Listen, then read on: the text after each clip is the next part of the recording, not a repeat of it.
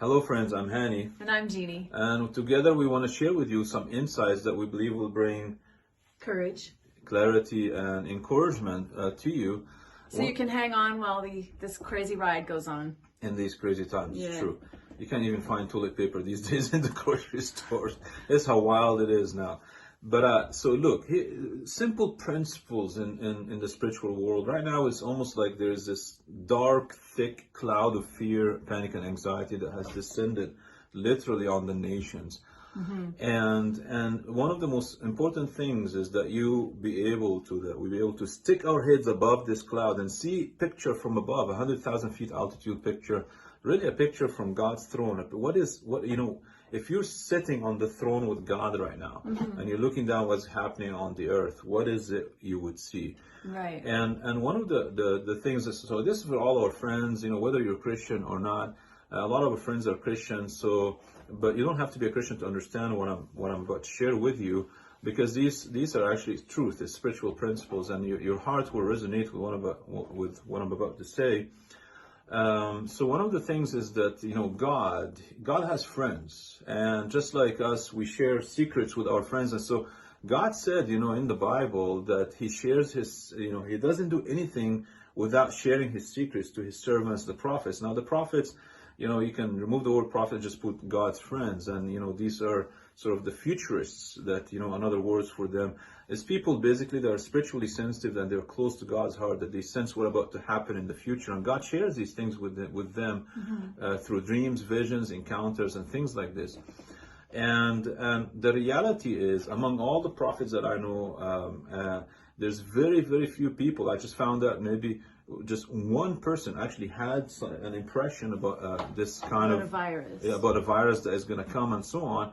But the majority of the prophetic voices that I know actually didn't receive anything about that. And in some way that tells you that God is not really concerned about it, but He's concerned about how we're going to respond to it more than what's happening now. Because the real virus is actually not this corona thing. It's the real virus that's more dangerous and it spreads faster is the virus of fear.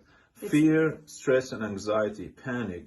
Actually, when we're under fear, stress, and anxiety, we literally lose our intelligence. We act stupid. Yeah, buying 2 years worth of toilet paper or or like whatever. Masks that would can keep you going for about the next 50 years or something. And so it's like when we act like this, we actually have the ramifications goes beyond just the possibility of someone getting sick and so on, but also is look at the economic meltdown that we're experiencing right now all around the world. So there's a big reset that's going on, and when we look from above, it's like, how can we keep our peace? That's the number one lesson that we need to focus on, and we learn during this in times of uncertainty. So I want to share with you now, we're originally from Canada and we moved to the southeast of the United States, and this region of the world experiences a lot of hurricanes. And this was new to us, and just like this storm, the dimensions is like a few hundred kilometers, few hundred miles radius that can just almost erase everything in its way. So in that time, and everybody, again, during the storm, hurricanes are coming, and everybody's glued to the TVs or to their cell phones following the storms and all that. And the grocery stores goes empty.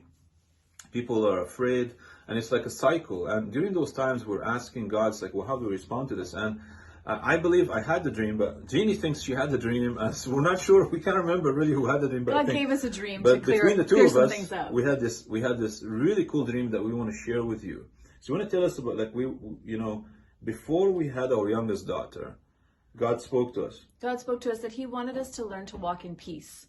That He was going to teach us what it was to be at peace at all times in Him. And so we chose to name our daughter Malika Shalom. Shalom means peace and Malika means queen. So she's like the queen of peace. And ever since we had Malika, we and others who know us have had many dreams in which she actually represents peace in the dream. So I had the dream. I think it was me, but okay, let's go with the story now. Right, so in the dream, Hanny or I saw this huge storm coming, really a frightening storm, really black clouds. And we had Malika with us, and well, whoever it was, and needed to find a place to shelter. And the only place to shelter was under a park bench. So I lay down with Malika in my arms under the park bench, and I fell asleep.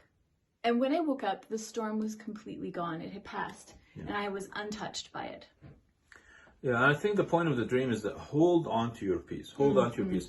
This is your portion. As we chose Jesus as our portion, Jesus says, "My peace I give you, my peace. Nobody can take it from you. My joy I give you. Nobody can take that joy away from you."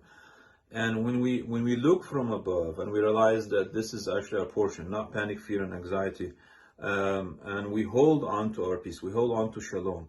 And you know what? The storm will pass. It may even affect everybody around you, all your surroundings, but you will be completely untouched. You are in His shelter. So that's one of the things that we want to share with you about. The second thing is that, remember, this is not just about you as an individual. There is a battle for the souls of nations that's going on. The Bible talks again and again and again. Why do the nations rage? And people plan this and that. Now, we don't know really how this virus, there's so many, conflicting news and data and this and that.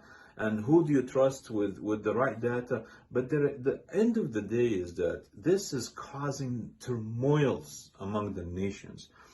And so we need to pray for the nations and the leaders of the nations on how to properly respond, and the leaders of international organizations like the WHO organization, WHO, World Health Organizations. And that should be our position, that God would give them wisdom during these times of uncertainty. And I think also we need to pray for ourselves and for our neighbors, that we also would learn how to walk loving others as we love ourselves. I think that's a really important thing too.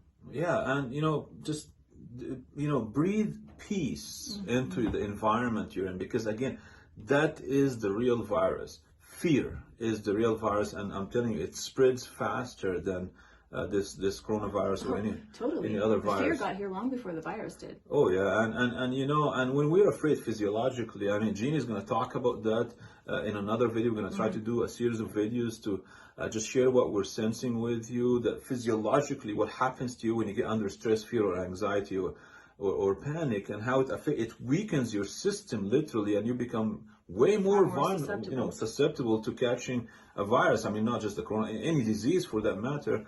As well as I'm going to share with you about an encounter, one of the most profound encounters I had in my life, spiritual encounter with the angel of the Lord, 5 a.m., January 1st, 2020. So before we could, find that, figure out that this whole turmoil is going to come on a global scale. And the angel of the Lord had a message for me that is very specific. And at 5 o'clock in the morning on January 1st, he appeared beside my bed, and I'm going to share exactly what that message was in the next video. So stay tuned and stay at peace and stay encouraged. And remember what Jesus said, do not fear. It's a command. It's a command. It's not a suggestion. Actually, almost 365 times in the scriptures, in the Bible, there's a command that says, do not fear. Do not be afraid. Do not fear, do not fear, do not fear. It's almost like God knew that we're somehow susceptible to this whole fear and anxiety thing, that He's just encouraging us continually. He said, I will never leave you. I will never forsake you. There's so many amazing promises that we should not fear. So stay in His peace, do not fear, and stay connected till the next video. Bless you.